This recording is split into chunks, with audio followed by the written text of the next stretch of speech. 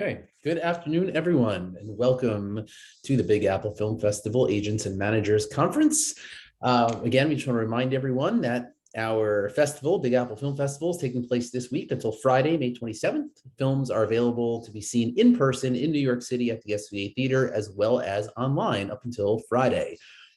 We do have our Agents and Managers Conference continuing as well up until Friday. Please, continue to join us for these conferences. Again, for the all access pass holders, please be sure to fill out the registration form so all of your information on your projects can be shared with our speakers. So our guest now is Tiuana Jackson, and Tiuana is the president, founder, agent of the Jackson Agency. So welcome, Tiuana. Thank you for being here. Thanks. It's pronounced Tiana. Tiana, I'm sorry, Tiana. Rename all of this. Thank you, Tiana, for being here. And we have our moderator with us, Diane Wheeler. Hello, Diane. Hi, everybody. All right, so we're going to get started, and Diane's going to take as many questions as possible, and we'll get right to it. So I will see you soon, and thank you very much. Hi, Tiana. Thanks for being here. I'm looking forward to being in conversation and answering, going through as many questions as we can. And can you tell us a little bit about yourself? Yeah, so my name is Tiuana Jackson. I started the Jackson Agency in 2014. It's built entirely from the ground up. Like so many, when we had the conversations after the murder of George Floyd, I was unable to go inside of agencies. Black agents were kind of unicorns back then. And so we have actors, writers, producers, directors, production companies. We have a music sync licensing division, touring, public speaking, voiceover. So, we have a lot of different divisions and clients that we service internationally. Okay. And I'll just jump right into the first few questions here. The first question, are there different expectations, do you think, for people of color writers in the industry? Personally, I feel like there are. I think that we're still dealing with a lot of unconscious bias. And so I do find that, even myself, when I'm analyzing my writer's stuff, it's like, it's gotta be perfect, unfortunately. People who are not of color, they get a little bit more leeway, in my opinion, from the things that I see, especially if I look at what's on the air and what's been ordered and who's the showrunner, et cetera, et cetera. Mm-hmm. And in your opinion, what do you think producers are looking for in a script? At this point, there's so many streaming platforms, and there's such a need for content. And even though you're seeing them reuse pre-existing IP, right? We've seen them just pull old movies out and now turn them into TV series. But ultimately, a good story is a good story, and that's what it boils down to. When we receive scripts, television scripts, or even screenplays, one of the biggest peeves for us, which is an automatic disqualifier, is the lack of proper formatting. Final draft is industry standard. So I don't care about Celtics or any of the other softwares that you guys are using. Final draft is still industry standard, and that's how you guys should be formatting your scripts. I can look at something and tell when it wasn't formatted in final draft because the parentheses will be in places that don't make sense. These slug lines aren't lining up right. There's all these little idiosyncrasies that, sure, they could be minor. I could ignore all those and read the story and see if it's a good story. But at the same time, part of writing and the discipline of writing when you're script writing is understanding that proper formatting, understanding how to properly label somebody off screen versus a voiceover and when to use that and all of those things. These were things that I learned as a teenager, wanting to be a writer and studying this craft. And so my expectations personally for me are really high when it comes to formatting. Grammar and punctuation matter as well. If I can't figure out what it is that you're saying, then we've got a problem. Right. And actually that goes to the next question, which is what do you look for in a writer? So there's going to be those technical skill sets. And I could be hearing this wrong, but for me, it feels like you're saying if the technical skill set could be a stumbling block for you, if you're just eyeballing a script and you're seeing all these things that don't make sense, then getting to the actual content would be a barrier. Yeah, I mean, realistically, we have to look at it like this. Everyone receives tons of scripts, whether you're an executive, whether you're an agent, everyone's got this idea that they think is amazing and they want to get it into as many hands as possible. And I'm only one woman. I cannot read 300 scripts in a weekend. And so it's the same thing for an executive. When you've got 10,000 agents all dropping off scripts, you're looking for a reason to say no. So you can just be like, nope, next, on to the next one. And so that's why I say you really need to take your time, go through everything, make sure it's tight, it's clean, it makes sense. Just all of those little things are just so helpful. So when it comes to, proper structure and what does that mean? It's like, well, Aristotle says a beginning, middle, and end, at least, hit that. But you have so many resources out there. You have David Trotter Screenwriter's Bible, Save the Cat, 21-Day Screenplay. You had Sid Fields. You have so many people who have sort of figured out the science behind writing and structure and plot points and all of that. And I think what happens is a lot of people during the pandemic, they decided they wanted to be writers. And so I get a lot of emails from people who are like, I wrote this screenplay while I was locked up in the house and now I need an agent. It's like, hold on there, partner. Did you go to school for screenwriting? Do you even know how this works? You know what I'm saying? How many more scripts do you have in your arsenal? So for me, I like working with straight up and down writers, people that this is all they do. They're sitting down every day, they're disciplined, and they're writing, creating. The reason why is this: we get one chance. You give me a script, I send it out to a studio, that studio says, no, it's done. What's next? So for me, I like working with writers who come in with a portfolio of work, and it can be 1-hour dramas, half-hour comedies, and in some cases, feature films. I love getting Christmas scripts, movie of the weeks, thrillers, and stuff like that, because those are things that I can take to those networks that specialize in that, or even those studios who specialize in that. Mm-hmm. So it's not just a passion for one project, it's a passion for writing. For me, yes. Mm-hmm. Yeah. Okay. And what about multi-hyphenates? You said you work with individual, but do you work with multi-hyphenates as well? Yeah, it's a case-by-case basis. So here's the reason for that. I get people who are actors who create their own shows, and then they want to star in them and direct them and executive produce them and do all of these wonderful unicorn magical things that they're not going to be able to do as a first timer. And so what I want, again, is just straight up and down writer, somebody that's like, you know what, I just want to make a sale. I get that you want to be staffed in the room. I get that you want to be involved in the project, but what happens if they're not going to allow you to do that? Are you going to shoot yourself in the foot and be like, no, you can't have my project? Because I had somebody who did that. There was a woman when we first started literary about 3 years ago. She proudly said, oh, well, I turned down a $50,000 offer because they wouldn't let me be involved in the show. And I said, you just killed all your forward momentum. A sale's a sale. With a sale, you're off in that studio now. The sky's the limit. A lot of people, that ego gets in the way. You know what I'm saying? She blocked her blessings, and now she's still out here talking about the good old days when she walked away from a deal. Mm-hmm. She's not working. She could have been working.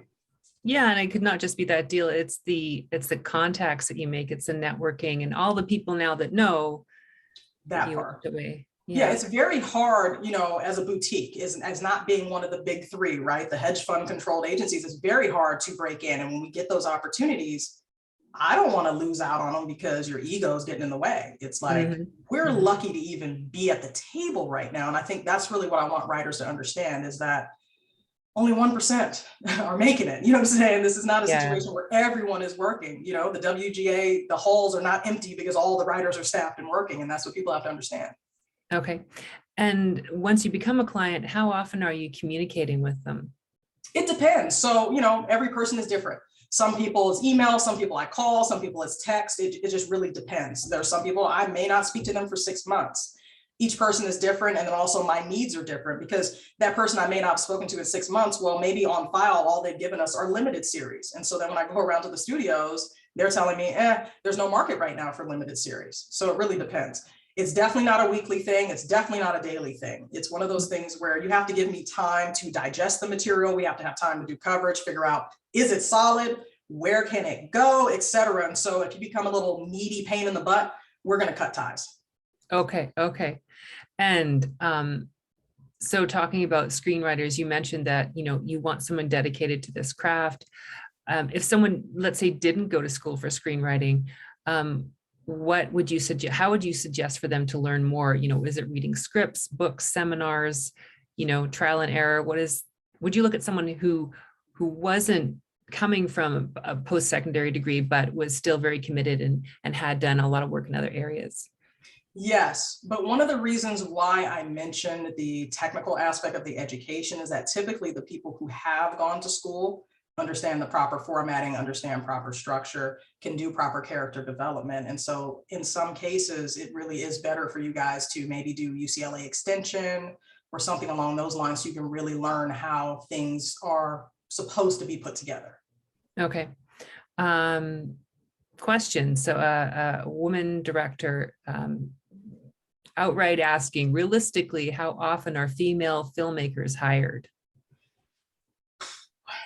The data would suggest very rarely. I know UCLA does a study that I've kind of stayed abreast upon of the last 3 years when we decided to do literary. It was a conscious decision to do literary. We didn't start out as literary. We were just talent. We just had actors.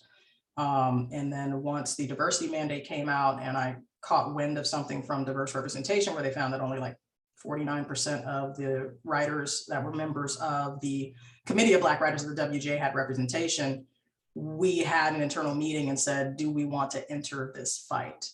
I think it's no secret that we're not really progressing, in the ways that, we're being told that we're progressing when they actually, when was it the McKinsey Institute? Like I have a client who's in that campaign where they released those numbers. We're not really seeing what we're seeing. So I would say it's very hard, but there are awesome places like Free the Work that I work with where they're really focused on helping women and people of color try to break in and, get started. Mm-hmm. Okay. And I think it was last year, 4% of the top 100 grossing films were directed by women. So. Yeah. And the problem with that, when you go back and look at the data is whenever you open the doors to something new, they're not giving the same patience they have given to Caucasian men with grooming and development and nurturing their careers. They're just like, okay, Kathleen Kennedy, here's your $100 million budget film. Oh, it was a flop. We'll see. Women can't direct films. You know what I'm saying? So that's what they do, and that's what makes it hard and difficult. Mm-hmm, mm-hmm. Yeah. I'm just thinking about Chloe Zhao. She got an Oscar, and now everything's changed, and the industry is opened up, but that's not entirely accurate. Yeah. Or at all. Okay. Okay. Does having a production dancing school, if that's what it takes to be represented? Yeah, if you can't nail that choreography in an audition, then you definitely probably want to spend more time in school. Okay. Being a female filmmaker of East Indian ethnicity, is it a challenge to break through? And do you have any advice specifically for that? So with the directors and the directors that I work with, some are emerging, some are experienced. They've, worked on films and TV shows and whatnot. It really is about that reel, to be honest. The way you present your work is your door opener. There are studios that will work with up and coming directors, mainly because they like keeping their budget low. Mm-hmm. And so there are opportunities for you guys, but a lot of it is about how you package and present yourself more than anything. So in addition to being technically proficient in your craft, you also need to understand marketing. Mm-hmm. Mm-hmm. Okay. And do you look at produce sizzle reels or pilots for series? So for series, for scripted, we request the script, we request a pitch deck, and I have my reasons for that.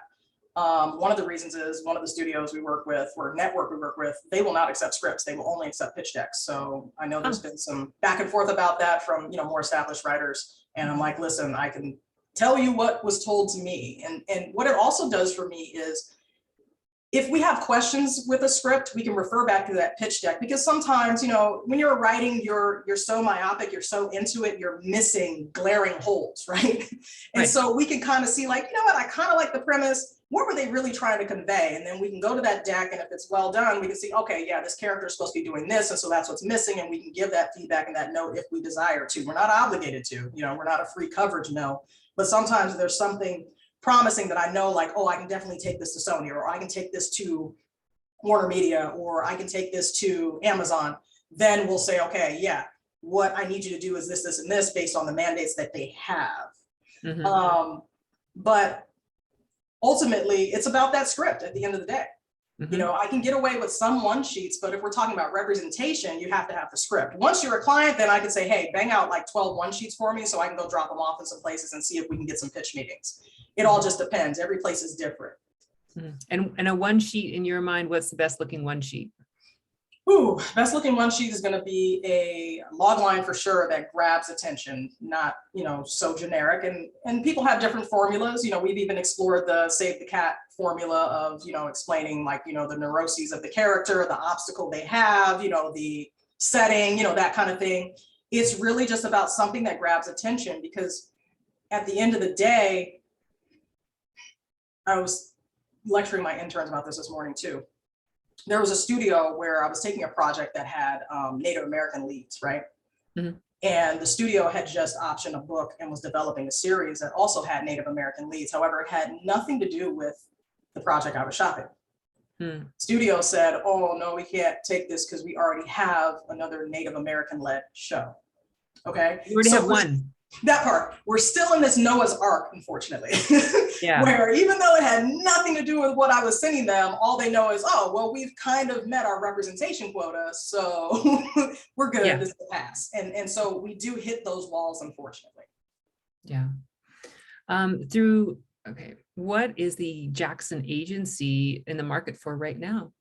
Oh, yes. Okay. So right now I'm working on unscripted, looking at some half-hour comedies and 1-hour dramas. If you have some solid podcasts with like A-listers and I can deal with those, it's harder to get unknown people out, unfortunately, especially with something like that, with hosting a podcast. And like I said, movies of the week are helpful. Those thrillers, those are hot. Anything that Lifetime does, those biopics, all of that, I need those. Christmas scripts, I need those. I want sci-fi, but the problem is that the studios and networks tell me they want sci-fi, but they want it to be grounded. And then I just kind of laugh because I'm just like, man, you're never going to get sci-fi, right? Because sci-fi requires money. Real sci-fi requires you need money because it's futuristic. Right. It's expanding the consciousness. And they want it, but they know they don't want to dish out the money for it. And so it's difficult to find grounded sci-fi. And I can't even be like, this is exactly what it is. But hopefully if that resonates with you, grounded sci-fi. Like Lovecraft. Yeah, except they canceled that, didn't they? Got too woke. Look at that. They did, which was heartbreaking because it was such a tour de force. I loved that show. Are you in the market for docs?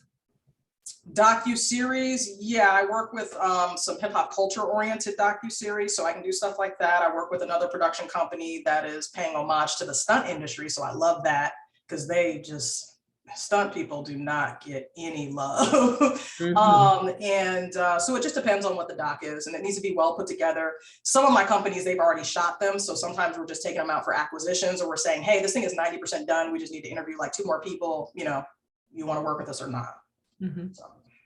And do you look for new writers? And if you do, where would you go looking for them? It depends. Sometimes I'll make rounds with the different writing contests and, coverage places. They'll send me stuff like Coverfly knows my mandate, except I think somewhere in there they thought just because I'm Black, I only rep Black people, which is weird because if you look at my client list, we are a representative of the United States. So, yeah, go figure, right? And so again, you got to be good. Like, that's really what it boils down to. You need to be outstanding, fantastic, the best thing since sliced bread that's undiscovered, this diamond in the rough. I cannot stress that enough. And does having a production company list your project on their IMDb page help in seeking representation? It depends. For me, some of that stuff doesn't matter for me because any idiot can throw something on IMDb. It's like Wikipedia. So it depends. It's really about your resume and whatnot, which is why we go back to, you probably should get an MFA in screenwriting, or you probably should have an MFA in producing or whatnot. You should have a demo reel. You should have a resume that shows that you won awards, for whatever. Like if you place in major competitions, Sundance, TIFF, Nichols, stuff like that. Those are things from a marketing standpoint that are going to help me as I introduce you to essentially my friends, right? Because I think what people don't understand about the agent is the agent's like the publicist, the plug. I go out and I spend this time meeting these people, and then I'm vouching for you to my new friend. And so it's like, if your stuff is jacked up, it's going to reflect poorly on me. And that's why we're so selective. And that's also why I'm so guarded. When we started Literary Division, the entire world descended upon us, and it was a lot. We had over 300 scripts that we were trying to make our way through. people doing weird stuff. Like it's, the agent life is very interesting. It's you get a lot of emotional people. And what about seniors looking to break into the industry? Is there a specific route that they would go that would be beneficial for them? I'm going to say it's the same no matter what, but I do understand that it is harder for the 40 and up crowd.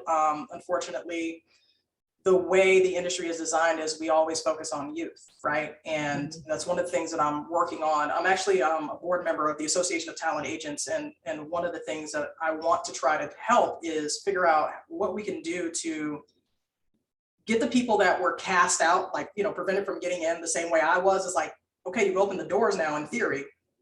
Bring these people back in, because for some of them, it's going to be closure. You never know what somebody's destiny was. They might have been the best, showrunner, in the wind that we never got to see because they weren't let in because they were of color, or they weren't let in because they were too old. The stuff that they have now for you guys as writers, they didn't have when I was a little girl. When I was in college, we were still on film. You couldn't even get a movie made if you didn't, know somebody, or you weren't like a Baldwin, right? So now you can use your iPhone. There's so many ways you can create content and then try to go from there and selling it and this, that, and the other. And so if you're a senior that's trying to get in the game, it's the same thing. You got to have your stuff in order. There's not going to be any sympathy, none. So I'm a Native American actor that wrote, directed, produced, and was the lead in a short film that won in 6 festivals. I have representation in the Southeast, but I can't get any in LA or New York. Do you have any suggestions? It depends on what your body of work looks like. You sound great on paper, but then my question is what festivals did you place in? Were they major names, or were they just festivals that people created? Okay. And what's more important to you and your agency repping female directors, the quality of the short films or the festival screening wins? That real. Again, it's the visual, the reel is your resume as a director. That's what they're going to look at. Is like, okay, how does your stuff look? Okay. And other stuff is secondary, oh, hey, she trained, she shadowed Julie Dash, I'm saying? Like, yeah, you can do all that stuff, but I've yet to meet an executive that was just like, oh, I'm just going to meet them in person. Don't send me a reel. You know what I'm saying? Like, you gotta have a reel. And what does the industry define as female-driven plot these days? Man, it's funny because when I started, everybody had that exact same mandate. We want female-driven, blah, blah, blah, blah, blah. But then when you look at like what's on Amazon right now, it's not. So all you have to do is look at the pictures on your screen. I'm staring at my TV because I'm like, I'll have the Fire Stick on and I'm seeing all this stuff. And what I realized is that diversity, equity, and inclusion only applies to if your show has a Black or a white woman lead, and then everybody else gets to be diverse. But when it's still white males, the cast is still all white. Like I launched HBO Max and it's just not diverse. And I'm like, interesting. The last time I checked in, we got, in theory, oversaturated, meaning less BIPOC stuff now. There was critical need for Asian-led content the last time I checked in with a couple of executives. So, but again, it was actually a book publishing executive that we had a meeting with once, and she said it best, because we asked her, like, what are you looking for? What's your mandate? And she said, I really don't know until it lands on my desk. And so that's what I tell you. You really don't know until it lands on your desk. They can step here and say, well, we want YA, and you can come back with YA. And by the time you come back with YA, oh, they're all booked up on YA. You have to understand, studios are like Americans consuming toilet paper. They gobble it all up. They don't trickle. They corner that market. And so by the time you come back with something, they've optioned everything they want to option. And so then you got to wait until the next cycle. The market changes pretty much every quarter in most instances, because shows get picked up, shows get canceled. And then like right now you have to wait for the upfront so you can see what did come out. So then they can start over again and figure out what they want next. So there's so much more to it on the business side of things, on the back end of it, that it really is just about, if you got solid material, you should be okay. And so when your script is being produced as a writer, how involved are you in the hiring process for crew and actors? If I'm producing it, then I'm involved, but as an agent, I have nothing to do with that. Okay. And this is a question that seems is a broad question. What is your non-Hollywood approach? Have you ever heard an agent speak like me and tell you the truth? I love it.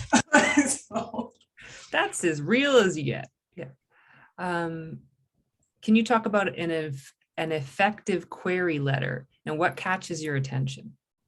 okay, let me see. It's so funny. Digital changed the game, and a lot of people didn't even know what a query letter was. And I was like, who are you guys?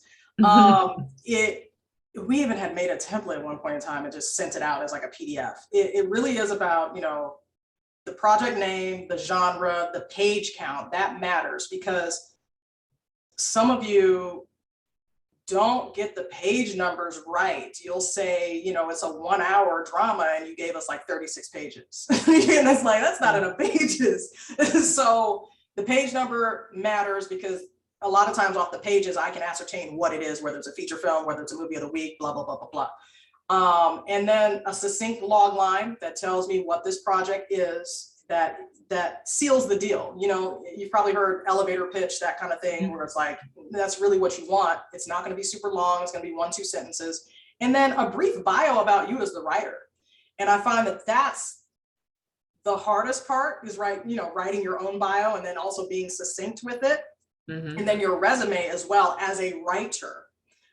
Because some people will turn in a corporate resume and it's like, honey, I don't care that you were a waitress at Applebee's. Like, I need to know what you've done when it comes to literary. And so I think that's the problem too, is that a lot of people don't have multiple resumes. And so my advice to you would be to make a resume that pertains specifically to what it is that you want to do. If you're a director, have that director's resume. If you're a writer and director, have 2 resumes, have one for writing, have one for directing. That way, when you're going for something, you can give it to them, So it's just about, there's nothing wrong with having like 5-6 different iterations of a resume, really.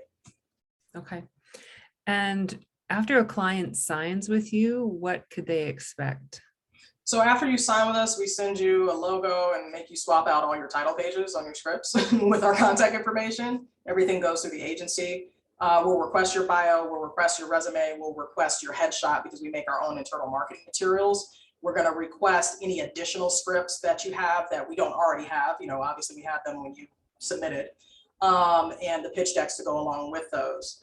And then from there, we need time to actually review things and make sense of things. It's not about you just giving us a link to your website. Unfortunately, no one's going to go look at that like that. You know what I'm saying? Like, it's great for marketing and being out there. If somebody's looking for a writer or a director, they can find your website, but there's no scenario where I'm like, here you go, Universal, here's TiaunaJackson.com. Everything you need is right there. It's like, no, I'm going to attach the stuff in an email so that they have everything in a centralized place.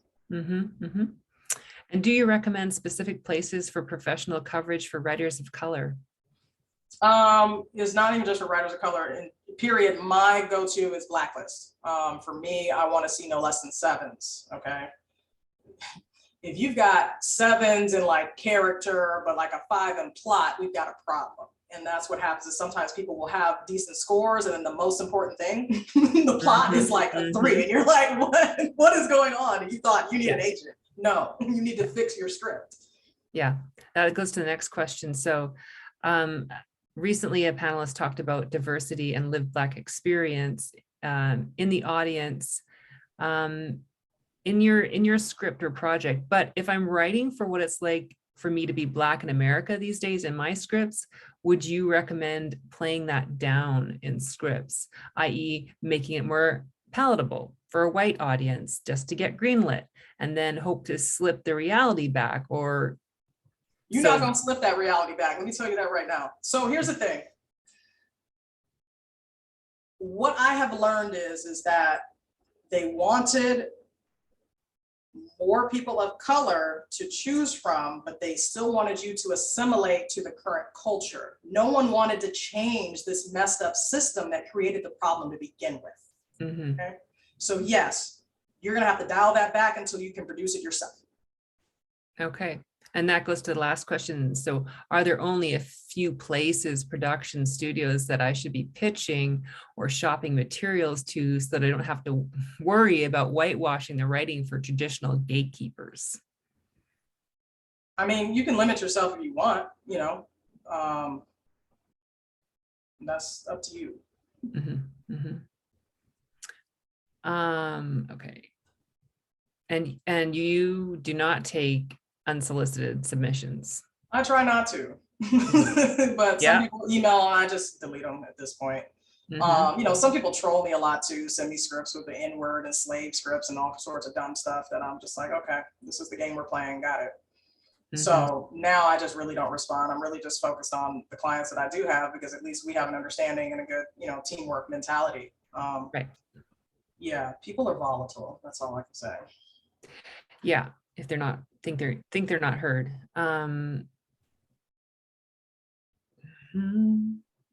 Okay, sorry, scrolling down all the questions here. What are some They're asking how they can submit. What I may do for you guys is I may reinstall the query form that we had on the website. It's not there now, but I might put it back up at some point. So you'll just have to stay tuned to that. Okay. What are some of your agency accomplishments that you're most proud of? Oh, wow. All kinds of stuff. The fact that we exist without permission is my favorite. The fact that I literally came off the street and ended up in the New York Times, on TMZ, Fox Soul, Black News Channel. I'm in Essence Magazine as one of 124 women in entertainment. Like, it's actually been really fun pissing people off with my existence. That's great. And also the ways in which we've grown. We added voiceover, a dedicated voiceover division at the top of the year. We partnered with Voices of Color. And I say this as like, I was surprised they didn't have representation, but then I realized, yeah, the DEI, this whole diversity thing is a ruse. So it made sense that there were like 200 voiceover artists who were talented, still just setting out there without representation. We're just like, we'll take you, come on. And we didn't even finish signing everyone yet, and we had already started booking. So yeah, I'm just really proud of those of us who have joined the agency and are down for this grind, this fight, this, trying to impact change. And, it's like throwing a little piece of beach sand in the ocean. It's like, are we really doing anything? But, at least we're trying. There's a lot of people who won't even try. Yeah, there are allies too. For directors, would you rather see a reel with scenes or a full short film? Reel. I don't have time to watch your movie. Okay. How is the market for limited series today? A real story, strong woman journalist, protagonist married to a famous male writer. So, like I said, the limited series became a hard sell. And even one of the studios was like, yeah, we're having a hard time selling limited series. And the irony is we say this as we just like sold a David E. Kelly limited series to HBO, right? I feel like limited series only go if you're with somebody of value behind you. I can understand it from a producer standpoint. It costs a lot of money to spin up a production, you know what I'm saying? And for a limited series, that's not really the bottom line of a studio. A studio wants something that can go on 7-10 years that they can keep making money off of. This is the IP that they're investing in, and they want to make as much money as possible off of it. And I think that's the most important takeaway for you guys as writers. It's art for you, but it's also a business. And you're going to have a rude awakening when you get into the business side of it, because there are a lot of things that you're going to want to do as a creative that you're not going to be able to do because you're not footing the bill. You have to do what the people who are paying you say you need to do. And where do you want the Jackson agency to be in 5 years? Let's see, this is coming up on year 8 for me. 5 years, hopefully I'm finally like competing with William Morris and friends, right? But ideally what I want is all of my clients working more than anything. The voices to be heard, stories to be told. What length would you recommend a synopsis to be? Ideally a page. Most of the time they're 2 pages. Do you think the rise of writers like Jordan Peele has opened up more of a chance for people to seek more Black writers? No. Again, it's one of those, we've reached a milestone and now we can all move forward. And Hollywood has this bad habit of parading one prize pony. Let's just call it what it is. You have to, I did a live about this once. I said, look at who's not working together. And I'll leave it at that. Okay. First-time writer, but won many awards writing multicultural, multiracial content. How do you find an agent? Agents, I guess you can go to showcases or whatnot. You can submit through those various, writing competitions. you know, networking, word of mouth, you know, all of those things. There's so many different ways. And if you want to Harvey Weinstein it, you can do that too. No. Wow, that's a whole different other discussion. So where do you recommend, you know, writers, directors who want to have their story be read, where do you recommend they go put themselves, what places should they put themselves in? You know, Nichols, try to get in there as a quarterfinalist, do the writing programs that every network and studio has. You know, somebody told me that like Warner Brothers won't even let you in if you haven't gone through their program, which explains a lot when I drop off stuff to those executives. So a lot of the writing world really is a lot of networking, who you know, not what you know kind of thing. Like, I'll tell you about a story. I went to UCLA for producing, right?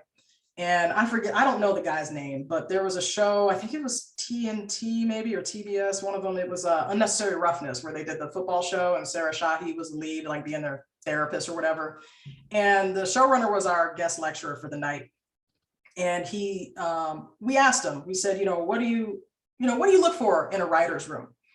And he told us that he has to hire his brother-in-law because otherwise his sister would kick his butt. So there's already nepotism right there. Okay. Then he said, then I hire another guy whose sole purpose is to make us laugh.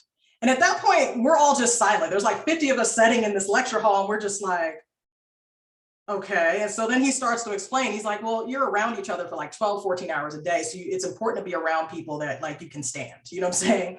Mm-hmm. And then he was just like, yeah, and then I'll like have, some girl that the studio said I had to hire. And then he was like, and then I'll have like 2 straight up and down writers where that's all they do is like write the episodes. And hearing that just changed my entire perspective, because growing up, in the shadow of this business and wanting to be involved, you think, oh, I've got to be the best of the best. I got to do this. I got to do that. When it could be your frat brother or your soror, that just puts you on. Because writing for a TV series is a collaborative environment anyway. You're going to break a story and then you're going to run back to your office and start trying to bang out that first draft. Mm-hmm. And so knowing this is why a lot of you are still having trouble breaking in, because you've got to know somebody who can put in a good word for you. Mm-hmm. And that goes right to the next question. If you receive a writer recommendation from an established filmmaker in Hollywood, would you be likely to accept that query from a writer? Yeah, if it's somebody I know. So, we are by referral only, and people play this game with me. Some girl called last month. It was, well, this girl said that, I should talk to you. And she said she's a client, and I had to ask the office. I was like, anybody know who this is? And she was not a client. And I told her, it says by referral only. Well, she referred me. Well, that's not what we mean. It means one of my friends that's in my phone. Somebody I actually know, who's like my best friend, I tell all my secrets to. That's what I mean by referral only. Yeah. Okay. And so what do writers, first-time writers, what's a common mistake that they will make? That formatting and the whole, I need an agent immediately because I wrote something. Okay. What is a film that you've seen recently that got you fired up that you love? No, there are none. I don't like anything that I'm seeing. I barely watch like 5 TV shows on rotation, and that's it. Everything's trash. What would be something exemplary that you would love to see? And part of it's probably because of my age. I miss the 80s and 90s movies a lot. We don't really have those anymore. I want America to go back to its grit. We're walking on eggshells and worried, about things to me that just don't matter. So I really just want us to get back to the nitty-gritty of it all. Let's have these good, strong action movies. Let's have these great independent feature films that are allowing the next, Natasha Lyonnes to be household names, stuff like that. Like, I just miss, I miss good storytelling. Don't get me wrong, these Marvel movies are cool and everything, but I miss like a Maid in Manhattan. You know what I'm saying? Like, I don't know. I just miss the nostalgia of like the good stuff, the Clueless, I don't know. So that's just me. So when you say walk on eggshells, is there a reluctancy to make a certain type of movie right now? Is that what you mean? It's the fact that because of social media and how connected we are now through the internet, that one, like the guy from The Simpsons says, fake outrage, but 2, look, back in my day, you were either gay or straight. Now we got 25 different ways you can label yourself. It's hard to keep up, to be honest, but at the end of the day, we all have heartbeats. And so I think what's happening is they're unmassing us and dividing us so much that we're at each other's throats, and that's why everything's all jacked up. Okay, so there's actually deliberate division being created. Okay. Is there a writer or director that you passed on as a client that you might now regret? Nope. Actors either. I don't see them on TV. Nobody listens to me. Nobody did what I told them to do. Okay, fair enough. Which are those 5 shows that you said you watch in rotation? Okay, I love Billions.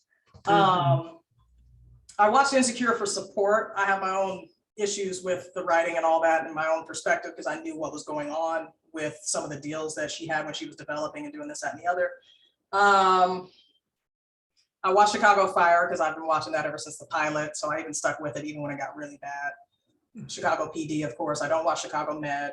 I just got into The Rookie, even though they've had a lot of problems with Black actors and the way they've treated them poorly. But I like watching it because they found a very creative way to create an action style show on a network budget.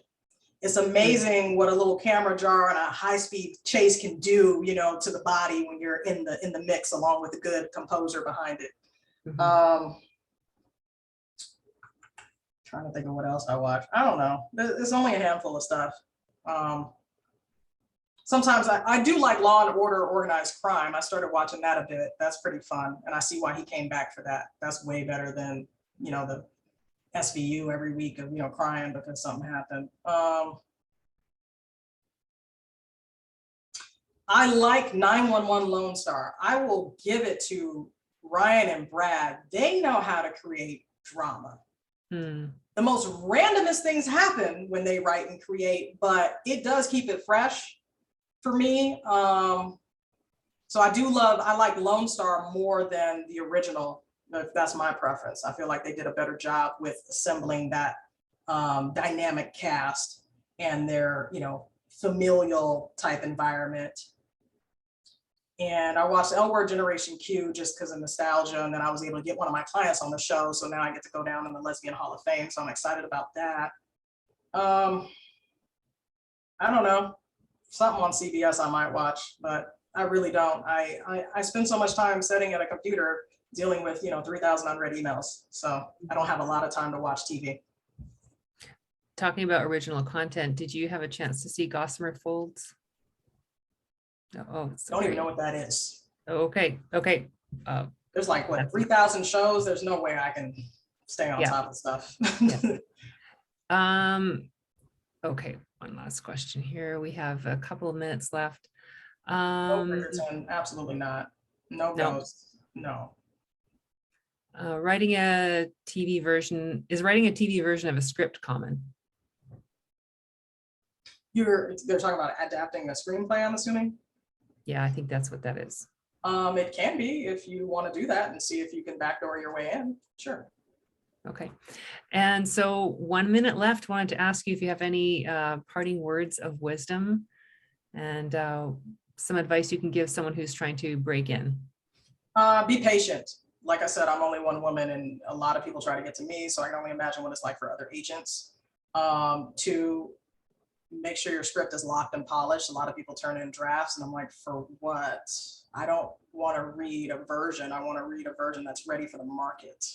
We're not necessarily a development agency where we're like, yeah, here, fix this, fix that, blah, blah, blah, blah. I'll do that for certain people like my EP I rep because he's a working EP and he needs a third party to take a look at stuff because he can be too deep into the script and miss certain little holes. And it's really just about being a true student of this craft. A lot of the stuff that I know how to do, agents don't know how to do because it's not normal. But I grew up loving this industry. I can literally, my best friend and I, we can write, shoot, produce, distribute. We can do everything from scratch ourselves. Like the two of us can literally, we can light it. You know what I'm saying? Like I can do sound. We can do everything because we were true students of the craft. Like I am professionally trained by Local 728 for set lighting. I know how to run distribution off of a generator without killing myself, you know what I'm saying? And balance a load and do all these things because those are things that were of interest to me that I wanted to learn. Cinematography, I learned a little bit about that. I was able to help my actors understand about white balance and certain things and frame rates and all these things. Learn a little bit about everything. I'm what you call a multi-potentialite, so it's different. I'm not someone that's just going to do one thing. That I get bored. Okay, well, great. I'll pass it back to Jonathan. All right. Thank you so much, Tiana. We really appreciate you being here. Again, just a reminder for all Access Pass holders, please be sure to fill out the registration form so that your project information can be shared with all of our speakers. And again, the festival and Agents and Managers Conference runs until this Friday. So thank you, Tiana, for being here. Thank you, Diane, for moderating, and we'll see you all soon. Thanks. Bye-bye. Bye. Bye.